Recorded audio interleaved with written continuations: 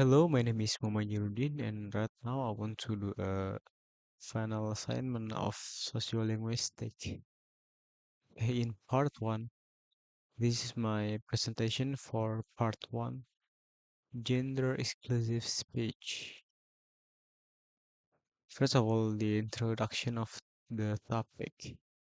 What is gender exclusive speech?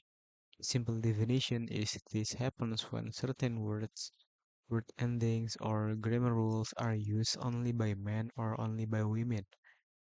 The golden rule is if a man uses a woman's word or vice versa, it is seen as a major grammar mistake or a social taboo. How it differs from our daily speech. In Western countries, we have gender preferential speech. For example, anyone can say the word divine, but statistics show women use it more often. In gender exclusive speech, the separation is absolute, 100% versus 0%. And this is the textbook theory from the book of An Introduction to Sociolinguistics in 2022 from the authors Janet Holmes and Nick Wilson.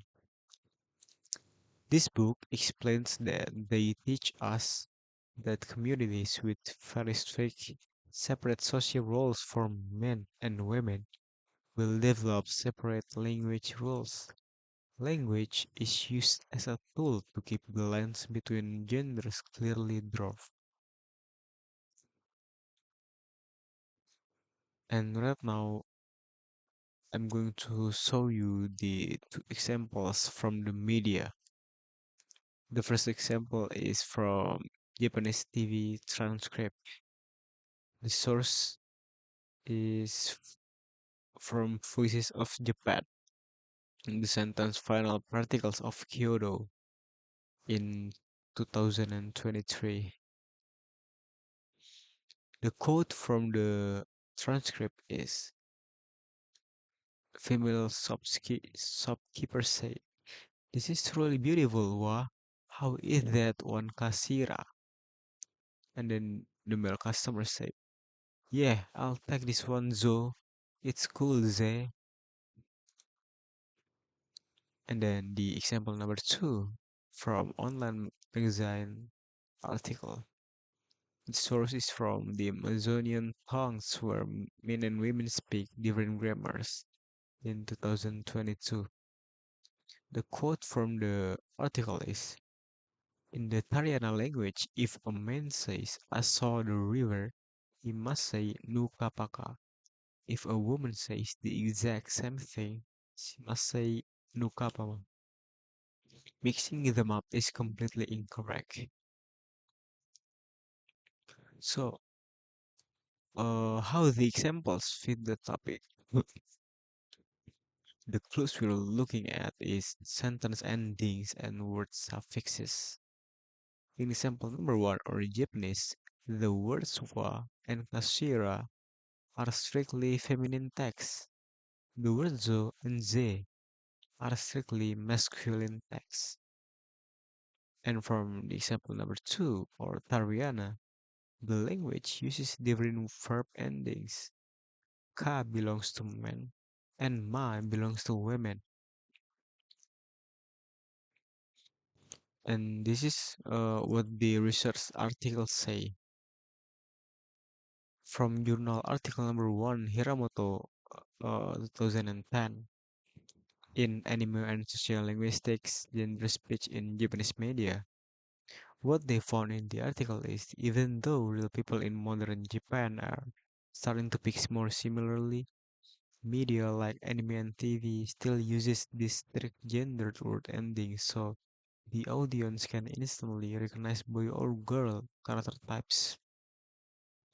Connection to example number one is it shows the TV's transcript is using these particles as a shortcut to highlight traditional gender traits.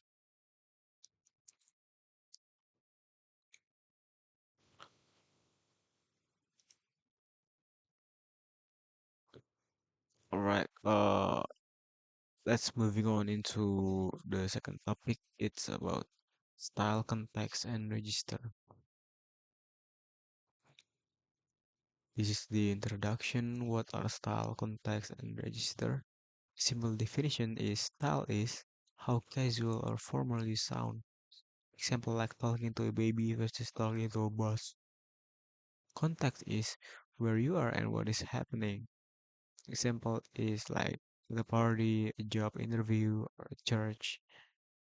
Well, register is specialized slang or jargon used by specific groups or jobs.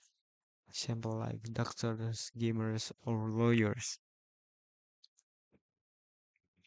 The textbook is theory on the topic is from the book Introduction to Sociolinguistics in 2021 from Ronald Wardour and Janet M. Fuller. It explains that the state changing your speech style is an active tool. We use it to build friendships, show respect, or make ourselves look like experts. And this is the two examples from the media. The first example is late night comedy show interview from Barack Obama interviewed by Trevor Noah and on the Daily Show. The quote from the comedy show is Obama said, "Well, look, the thing is, if you're gonna spend all your time watching cable news, you're gonna get crazy. You gotta filter that stuff out." And example number two from the courtroom transcript. The quote from the Commonwealth of Virginia is when the defense attorney said, "May it please the court, I move to introduce plaintiff's exhibit 412." The judge said the objection is sustained on the grounds of hearsay. How the examples fit the topic? The clues we are looking at is word choices and word shortenings. Example number one or Obama uses casual shortcuts like gonna, going to, and gotta or got to alongside everyday words like stuff. And in example number two or courtroom, they use highly formal, specialized legal terms like move to introduce, objection is sustained, and hearsay. And this is what the research articles say.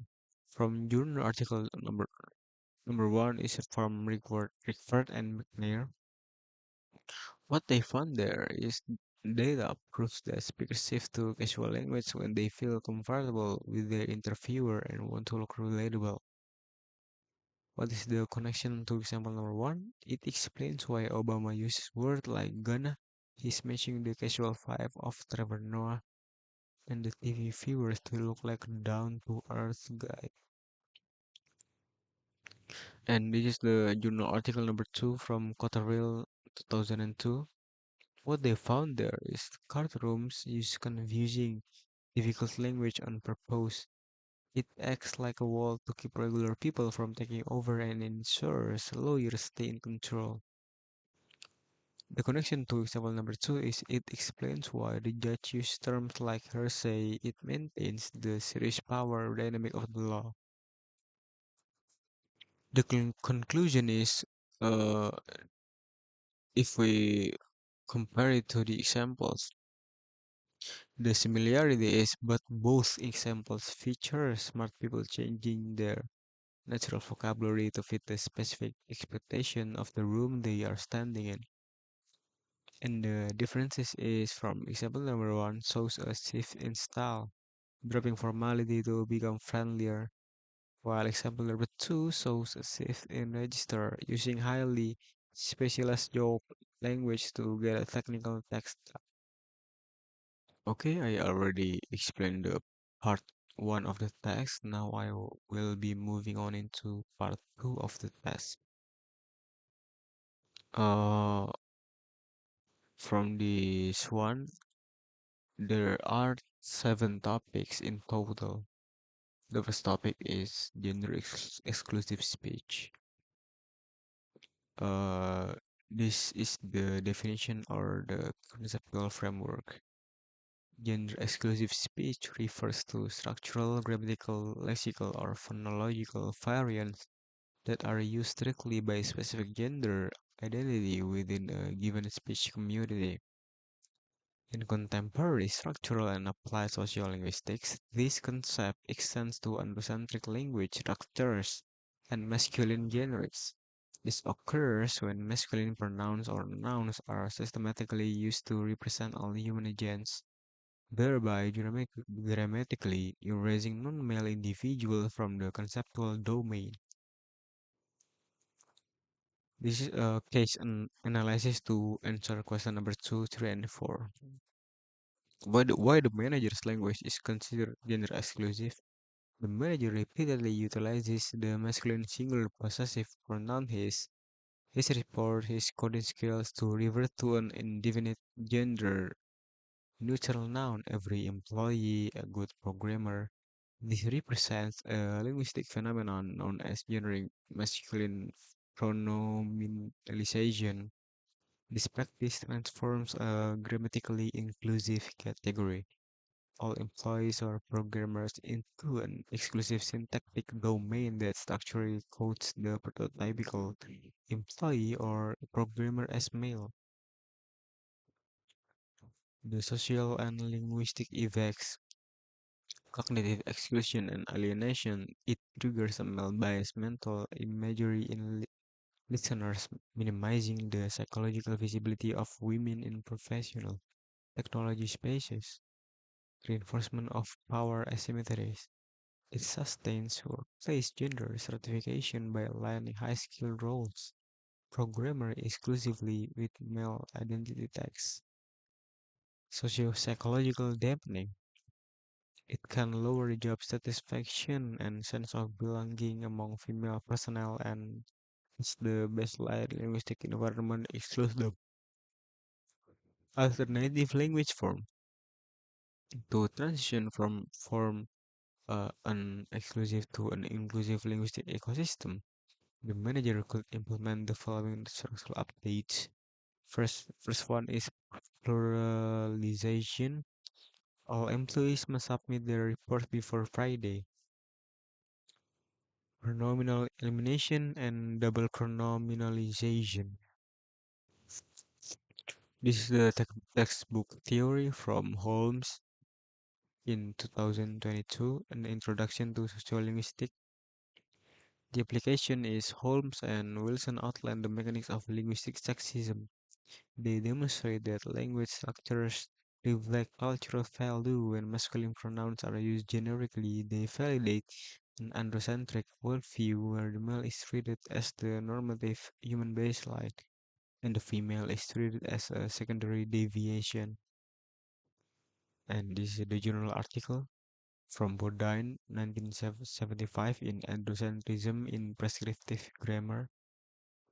What they find is Bourdain's historical analysis shows that the generic masculine he was artificially enforced by prescriptive grammarians to instill social hierarchy or the natural gender-inclusive singular they.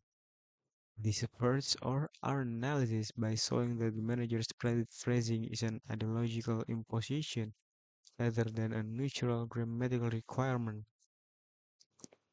Reference number 2 from Gastill in 1990. What he found is Gastill's empirical testing proof that masculine generics systematically cause male images to form in the minds of readers, regardless of context. This validates the female employee's concern that the manager's language actively excludes women.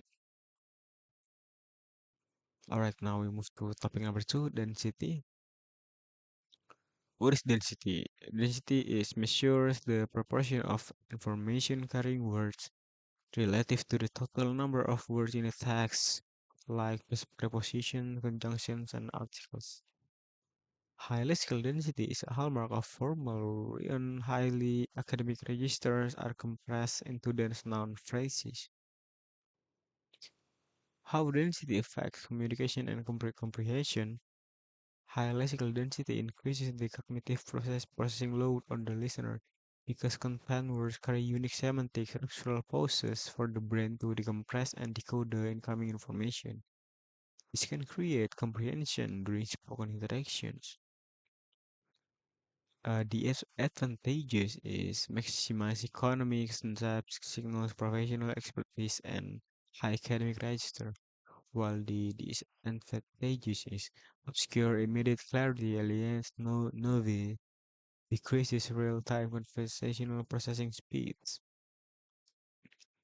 Is a textbook theory from Halliday in 2014. The application is Halliday's theory of systematic functional linguistics using grammatical metaphor and nominalization is typical of scientific and academic exposition, picking complex ideas together into tightly dense conceptual blocks. Journal article support from reference number one from your G.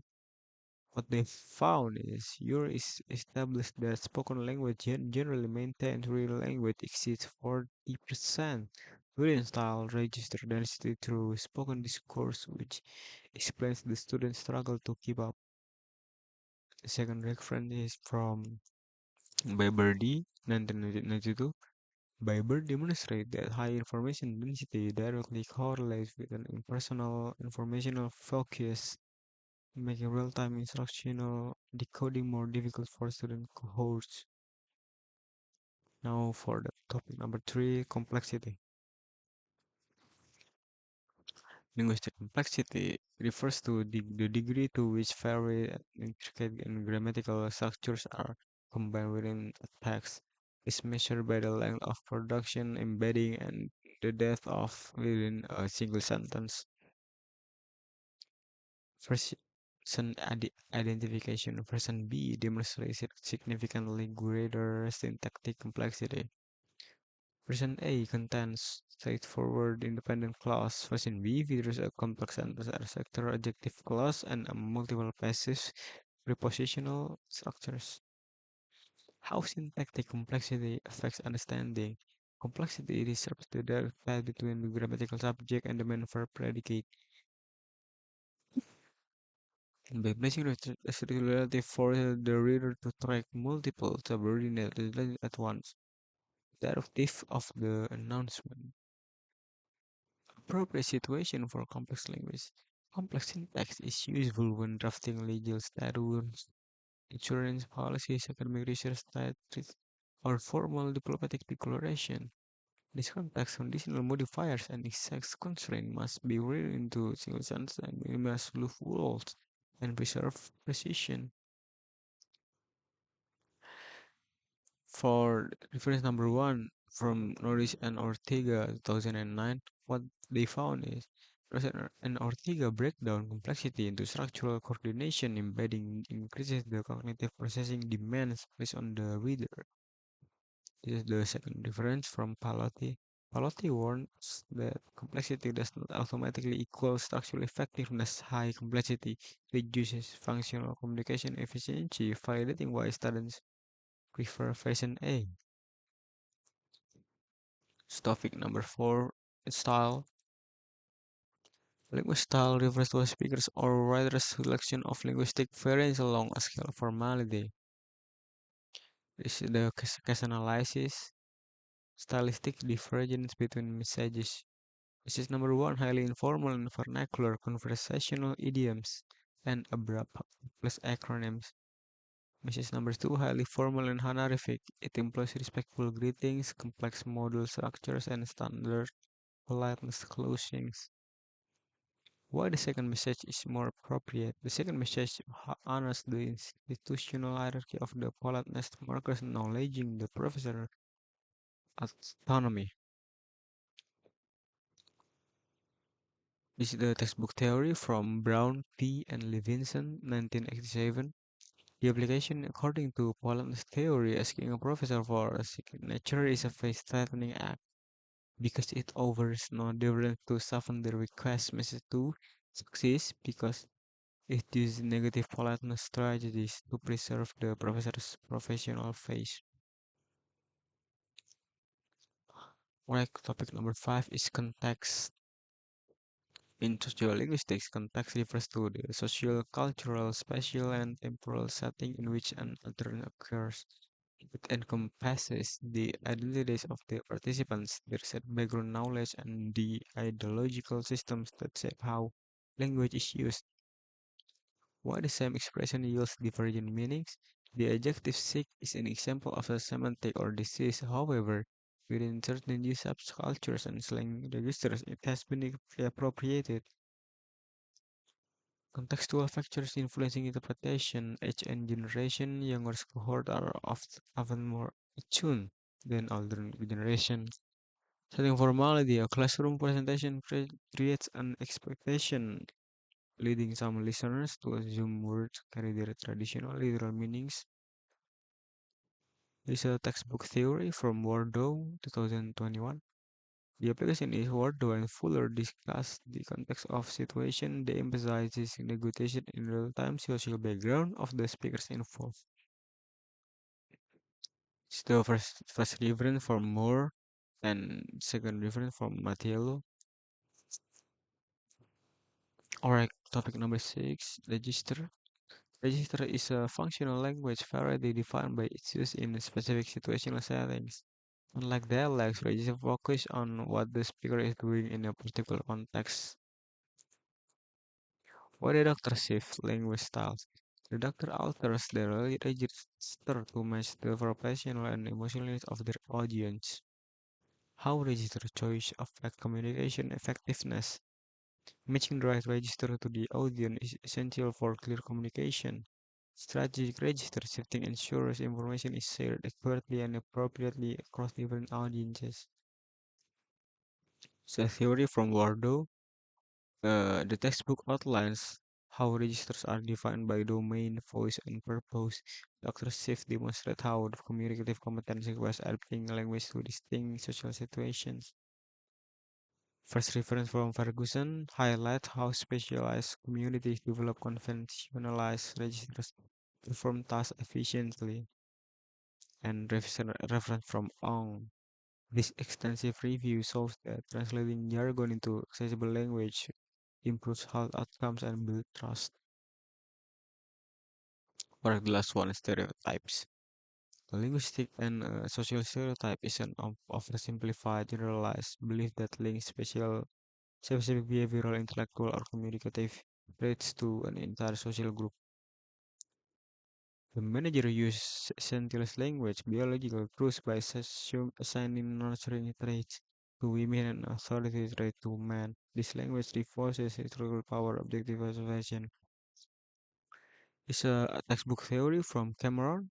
This Deborah Cameron's framework dismantles the ideology of natural gender differences.